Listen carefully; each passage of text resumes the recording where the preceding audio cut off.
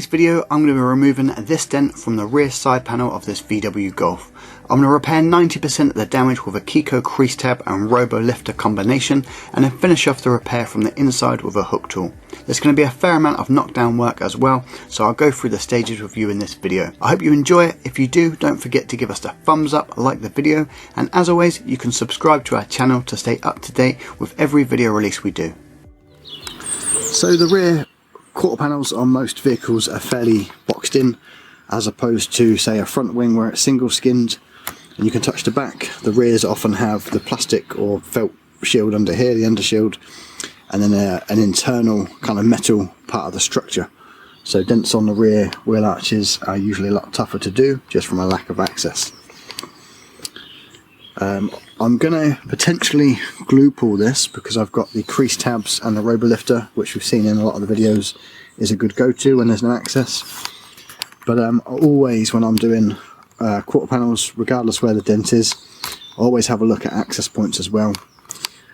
So you could remove the lamp, see what access there is through this way. But on these particular ones, to this Golf, you have this kind of felt material undershield. So I've just pushed that to one side. I probably won't pick this up in the camera.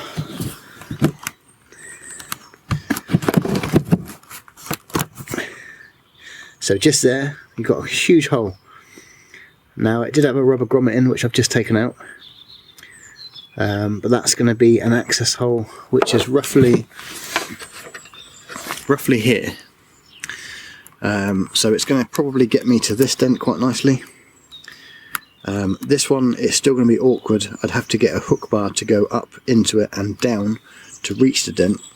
So I'll probably still start with the glue and see how much we can get off of a crease tab. But at least I've checked kind of my backup options. If the glue only gets it kind of 80–90%, I should be able to finish it with a bar and rod on that inside with a hook.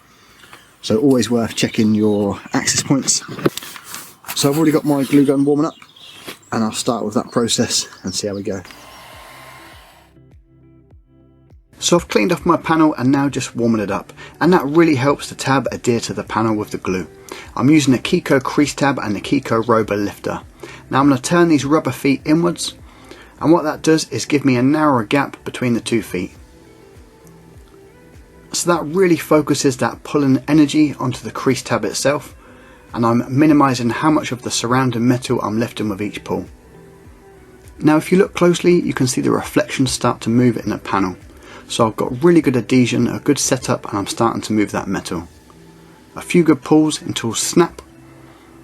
I pull off the tab and then I can reassess my damage. So I've really started to move that metal and I'm reducing the overall size. I've taken it from about half the length and also reduced some of the depth. So I'm going to repeat that process, but this time with a smaller glue tab. And as I apply the glue to this crease tab, note the smoke that comes off the glue. Now that's really indicating that I've got the glue gun at a really nice hot setting, and that glue is just starting to bubble on it.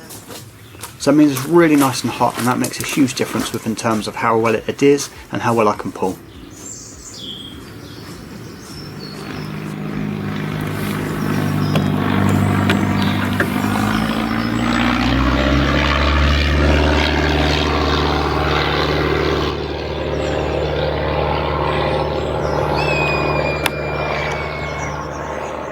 Started off pretty wet and miserable today, but it's quickly turning into blue skies and sunshine, so I'm pretty happy with that. It's always quite nice seeing a little plane fly by as well. Nicer if I was in the plane flying by, but pretty nice.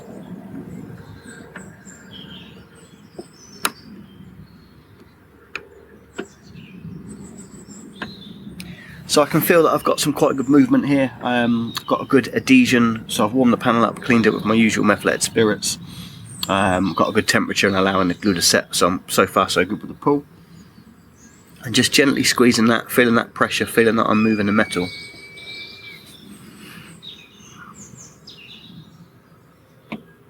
And as you know, I'm not scared of bringing the panel high, so I'm going to try and bring out this crease. If I don't have to push it from behind, I won't.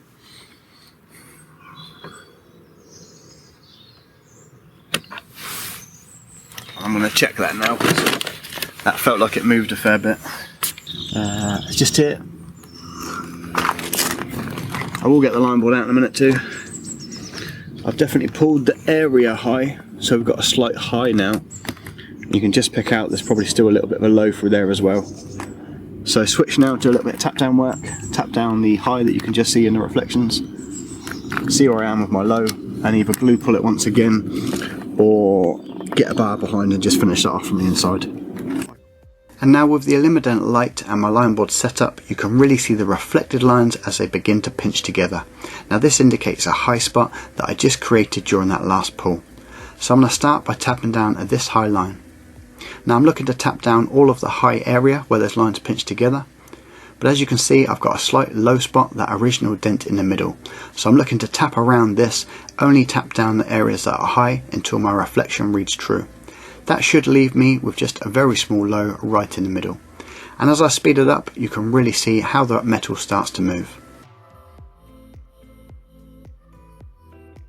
So with no pushing yet, we made fairly good progress with this little dent. Just a little bit there still. So I could glue pull this, I may well glue pull this, continue my process. But just out of curiosity more than anything else, I'm going to just see how easy access is from the hook bar. If it's nice easy access with good leverage, that'll just be nice and quick to do it cleanly. If it's a ball ache, I will continue on with the glue. Yep, I can get straight on that. So my hole's here, I'm getting up through there and then to here, and my dent's here. So really nice little leverage. Just getting and finished it off.